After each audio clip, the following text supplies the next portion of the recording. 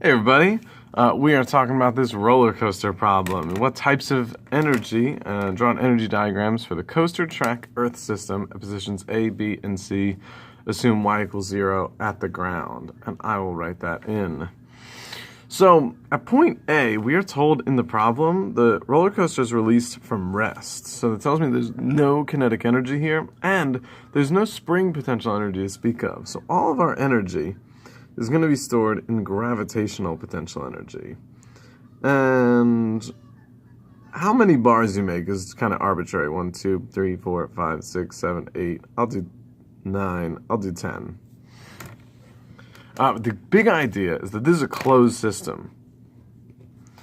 The coaster, the track, and the Earth provide all of our forces. Here, there's nothing outside of it, and this is frictionless. So that's not going to be an outside force. And then we're asked what happens to the energy at B. Well, we lose some height. So instead of 10, I don't know, maybe we have about 6 here. 2, 3, 4, 5, 6. Meaning that we must have 4 blocks of kinetic energy. Because the big idea is that the energy at A equals the energy at B, which is going to equal the energy at C. And now we're a little bit lower. So maybe I'll have 4 blocks of gravitational, and that would mean 6 blocks of kinetic. 1, 2, 3, 4, 5, 6.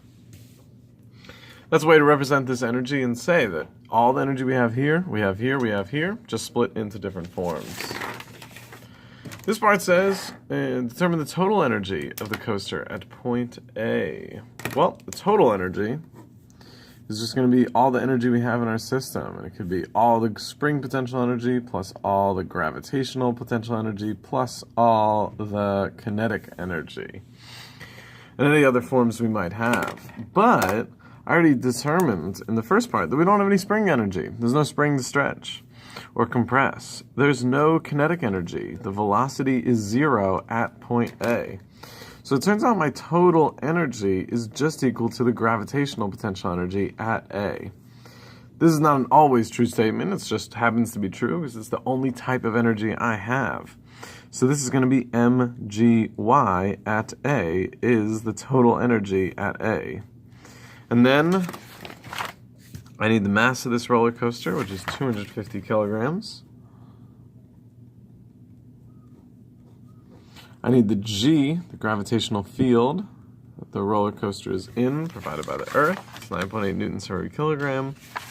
And then this part is 65 meters off of the ground. And then my calculator can tell me 250 times 9.8 times 65 tells me that we have 159,250 joules of energy stored in our system.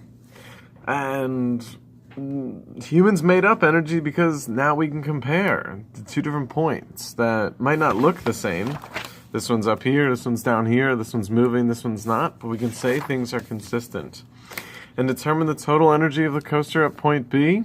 Well, I already did in the first problem. Those bar charts really do tell us a lot about energy. EA equals EB.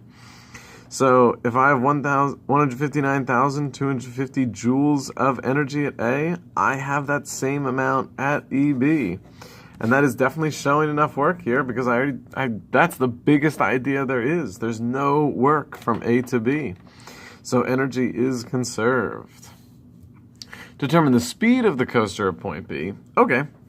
Well, I can take this idea that EB equals all the potential energy at B plus all the kinetic energy at B.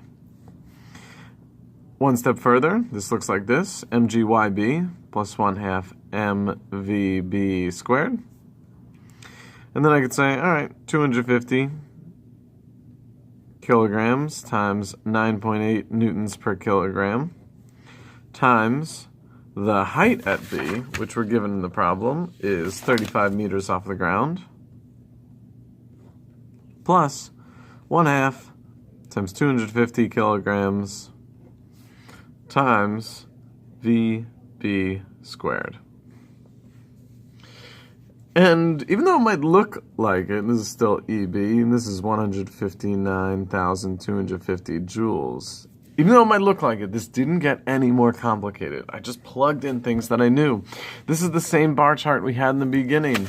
We said that all the energy is split up into gravitational and kinetic, and now I'm just putting numbers behind those because we have rules for how much gravitational and how much kinetic energy we have.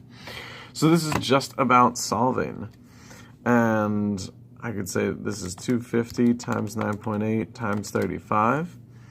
And this simplified becomes 85,750 joules. Plus, this is going to be 125 kilograms, just simplifying that, VB squared equals 159,250 joules. And slowly what got longer is slowly starting to get shorter as I simplify these. I can subtract.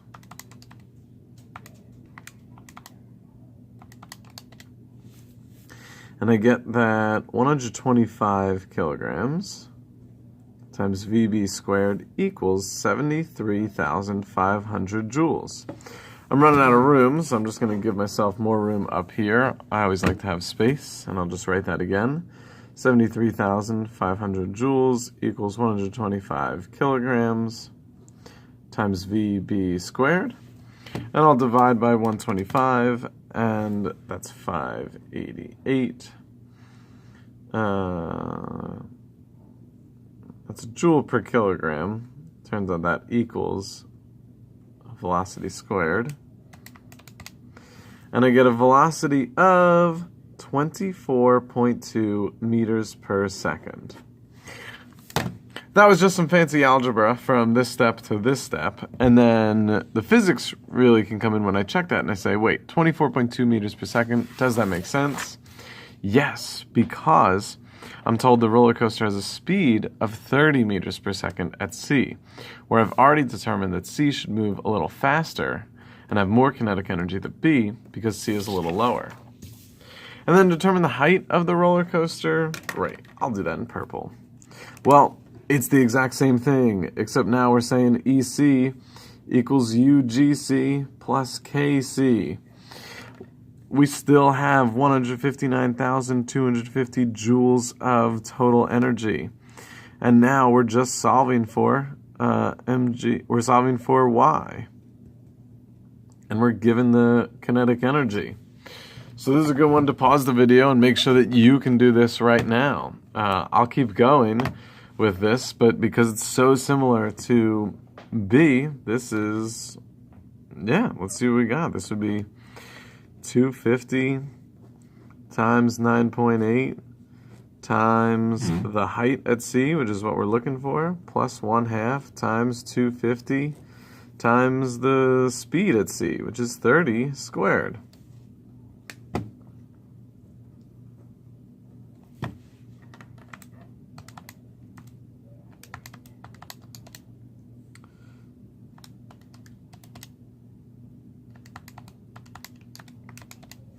Simplified, this is 46750 equals 250 times 9.8 times YC. And I'll divide both sides by 250 and 9.8.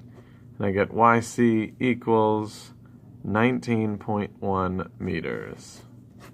And that stands to reason, again, because I found the height at B was a little higher than that, 35 meters, and that's around 19 meters. That is lower.